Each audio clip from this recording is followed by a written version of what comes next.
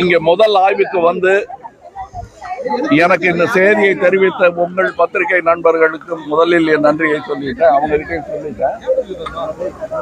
இப்ப நான் இங்க வர்றது வந்து முதல் தடவை இல்லை, பல முறை இங்க வந்திருக்கிறேன். ஒவ்வொரு முறையும் இது மேம்படும், இந்த மாசு மேம்படும், இது சுத்தமாகும் இந்த இடம் நம்பிட்டு தான் நான் போறேன். நான் வந்து இது ஏதாவது பேசி கவர்மெண்ட் கிட்ட பத்திரிகையாளர் பூரா பேசி இதற்கான நல்ல பலன் உங்களுக்கு கிடைக்கும் அப்படிங்கிற ஒரு உறுதியை கொடுத்துட்டு போன 5-7 வருஷம் இருக்குமா, 7 வருஷம் கழிச்சு இன்னும் மோசமா தான் இருக்கே தவிர இதற்கு நாங்க என்னங்க பண்ண முடியும்? இயற்கை அப்படின்னு சொல்லி தப்பிக்க முடியாது.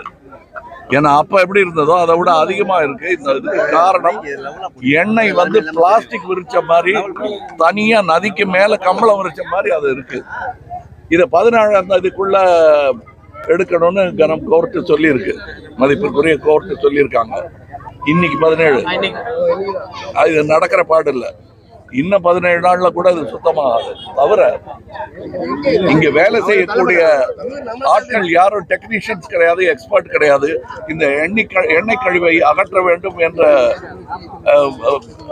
மெஷினரி, அதற்கான ஆயுதங்கள் எதுவும் இல்லாம வெறும் பாத்ரூம் பக்கெட்டை கொடுத்து மீனவர்கள் கையில கொடுத்து நீங்க அள்ளிருங்க அப்படிங்கிறது வந்து மனிதாபிமானமற்ற செயல் என்பதுதான். அதுவும் யோசனை இல்லாத செயல் அப்படின்னு தான் எனக்கு தோணுது. இந்த எண்ணெய் கழிவுக்கு நான் இல்லை, நீ இல்லை, காரணம் அவங்க தான் இவங்க தான் ஒருத்தர் ஆள் காட்டிக்கிட்டு இருக்காங்க. இந்த எண்ணெய் கழிவு வந்து கடவுள் கொடுத்த வரம் இல்லை, இவர்களுடைய கழிவு. அந்த கழிவை துப்புரவு செய்வதற்கு இவர்கள் அல்ல துப்புரவு தொழிலாளிகள், அதற்கு டெக்னீஷியன்ஸ் இருக்காங்க. அவங்களெல்லாம் வரவழைச்சு அந்த செலவை அவர்கள் ஏற்றுக்கணும். இவங்களுக்கு பொங்கல் போனஸும் தீபாவளி போனஸும் புது வருட போனஸும் கொடுத்து இதுல இருந்து தப்பிக்க முடியாது. இந்த மாதிரி உயிர்கொல்லி வேலைகள் செய்பவர்களுக்கு பெரும் தண்டனையை அரசு நிர்ணயிக்க வேண்டும். அந்த பயம் இருந்தால் எப்படி டிராபிக் ரூலுக்கு பயப்படுறாங்களோ அந்த மாதிரி இவங்களும் பயப்படுவாங்க. எப்படி ஒரு ஆளை அடிச்சு கொண்டு 10 பேரை காரை விட்டு அடிச்சு கொண்டுட்டா அவங்களுடைய லைசன்ஸ் பர்மனன்ட்லி கேன்சல் பண்ணி உள்ள தூக்கி போட்டுருவாங்களோ அந்த மாதிரியான பயம் இவங்களுக்கு இருந்தா இந்த கழிவு ஏற்படாது. இல்ல நாங்க சின்னதா ஒரு மடவா கட்டுறோம், அது வச்சா சரியா போயிடுவோம் அப்படிங்கிற ஒரு சின்ன பொய்களை எல்லாம் இவர்கள் நம்ப மாட்டார்கள். ஒரு பெரிய கூட்டம் இந்த சின்ன பொய்களை கேட்டு கேட்டு பெரிய அலுப்புடன் இருக்கிறார்கள். மீன் பிடிப்பை வச்சே தொழில் பண்ணிட்டு இருக்கிறவங்க நீங்க எப்படி எண்ணெயில தானே பொறிக்க போறீங்க? இதோ எண்ணெய் தடவை கொடுத்துட்டோம் பொறிச்சுங்கன்னு சொல்றது வந்து பொறுப்பான பதிலா இருக்க முடியாது. அது ஒரு ஜோக். அது மாநில அரசு, அதாவது மாநில அரசு மத்திய அரசு எல்லாம் இவங்களுக்கு புரியாது. இது இவங்க பூமி, அது அவங்க தொழில். அதுக்கு என்ன பதில் சொல்றீங்கன்னு தான் கேட்பாங்க. மாநில அரசு மத்திய அரசு இது டிபார்ட்மெண்ட் அப்படிலாம் பேசினா இவங்க குழம்பிடுவாங்க. இவங்களுடைய வாழ்க்கைக்கு என்ன ஆதாரம்ங்கிறத நாமெல்லாம் பேசி இவங்களுக்கு புரியும் மொழியில் இவர்களுக்கு வந்து சேருங்கிற வாக்குறுதியை நீங்களும் கொடுக்கணும், நானும் கொடுக்கணும், கவர்மெண்ட்டும் கொடுக்கணும். கவர்மெண்ட் சுத்தம் பண்ணிடும் அங்க மேலிடத்துக்கு உத்தரவுன்றது வந்து அப்படி யாரும் உத்தரவு போட முடியாது. தமிழ்நாடு செய்யும். ஆனால் அதற்கு முன்பாக இந்த தப்பு செஞ்சவங்க அதுக்கு பிராயச்சித்தம்ங்கிறது கூட வார்த்தை இல்லை, அதற்கான டேமேஜுக்கான பணத்தை அவங்க கொடுக்கணும். அது மட்டுமல்ல, இந்த சுத்திகரிப்பு வேலையில் பெரும் பங்கு அவர்களுடையதாக இருக்க வேண்டும். ஏற்கனவே வரி பணத்தில் அவங்க சொரட்டக்கூடாது. சம்பந்தப்பட்ட நிறுவனத்தின் மீது என்ன மாதிரி நடவடிக்கை எடுக்கணும்? கடும் நடவடிக்கை எடுத்தாலே ஒழிய இது வருடா வருடம் நடக்கும் ஒரு கரும் பண்டிகையாக நிகழ்ந்து கொண்டிருக்கிறது.